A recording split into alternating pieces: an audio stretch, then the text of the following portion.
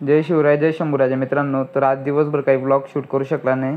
संध्याकाळी बघतो तर यांच्यावाली पेंटिंग काम चालू होतं. म्हणजे सर्वांनी एकदम भारी ड्रॉइंग केली होती.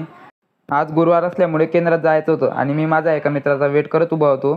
तेवढ्यात ते वरून म्हणे आम्हाला पण घे ब्लॉगमध्ये. प्रणवचा वेट करत खाली उभा होतो तेवढ्यात तो आला. त्याच्यासोबत केंद्रात आलो आणि हो, मी महाराजांचे एकच उपकार मानतो की मला जेवढे पण मित्र भेटले तेवढे सर्व मित्र वारकरी संप्रदाय किंवा स्वामी सेवेकरी आहेत.